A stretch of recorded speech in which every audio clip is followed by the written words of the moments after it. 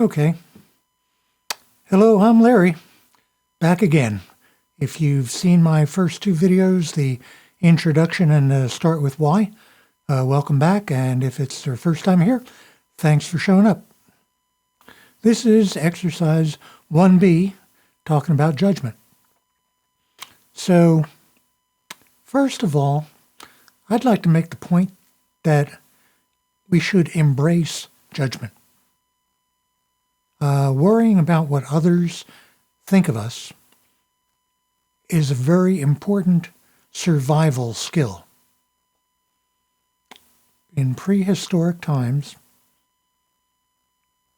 when we were in small hunting-gathering groups, fitting in with the group was very important to survival.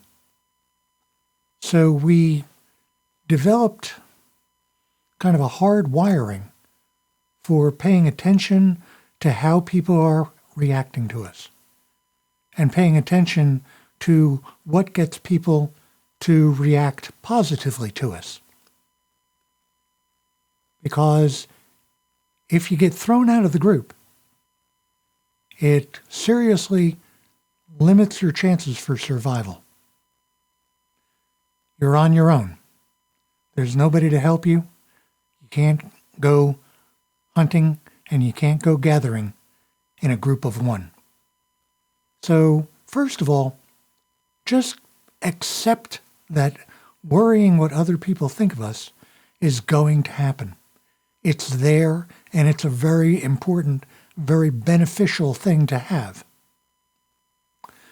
The next thing about judgment is you can handle it by knowing that you make an honest effort to do your best. And which is one of the things that I'm grateful to my parents for, because when I was a kid, they told me over and over that I had to do my best. They told me that not everybody can make an A in every subject, and even if I made an F, it would be okay as long as I did my best.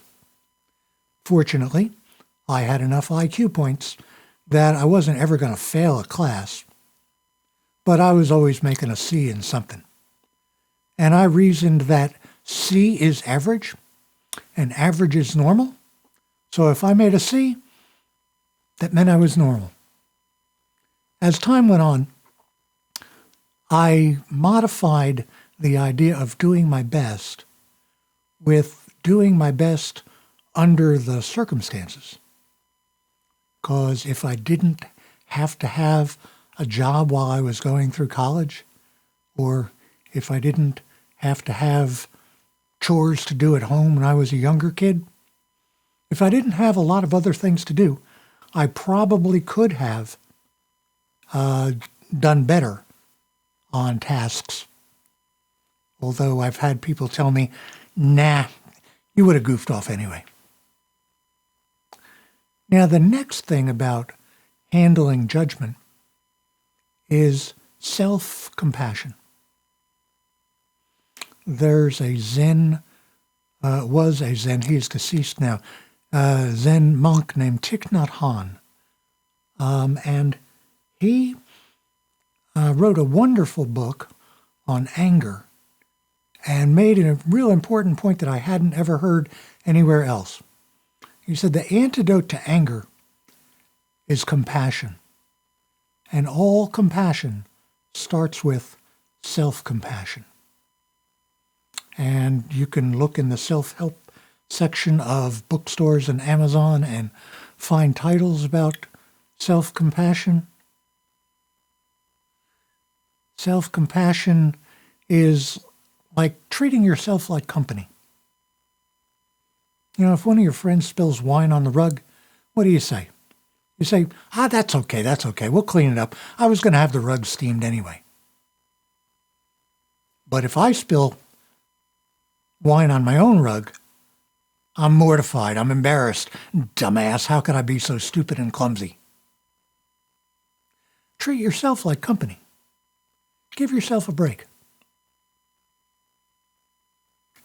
Recognize that you have a lot of good traits and qualities.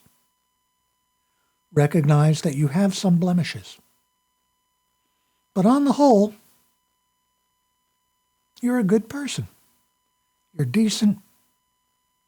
You're kind. You're intelligent.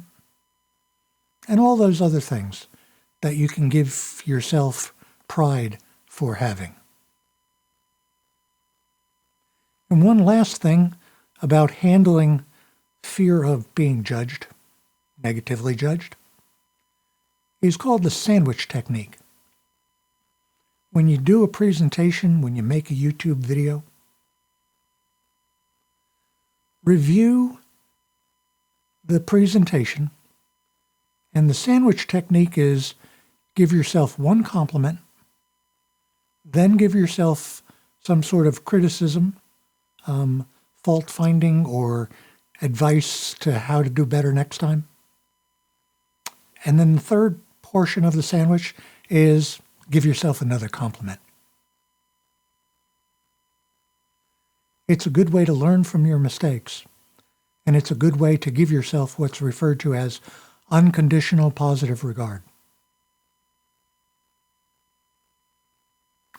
Even though you screw up, you're still a very worthwhile person. So embrace the fear of wanting to be liked by others. Embrace the fear of being rejected by others. Embrace the desire to want to be liked by others.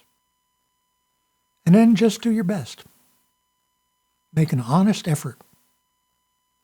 Under the circumstances, if things were different, I might have been able to do better. But under the circumstances, I did pretty good. And if I keep practicing, I'll do even better. Self-compassion. Compassion is, there's sympathy, empathy, and compassion. Sympathy is when I feel sorry for someone. Empathy is when I feel sorry with someone. And compassion is when I have empathy and I have the desire and motivation to do something to help them. And the sandwich technique will keep it balanced. Compliment, criticism, compliment. Well, that's all I got for now. So in the next video, I forget what the label is, but I should have that out within the coming week, because I don't get to do this as much as I would like to, because I am an Olympic level procrastinator. But I'll be back. I hope to see you here. Bye-bye.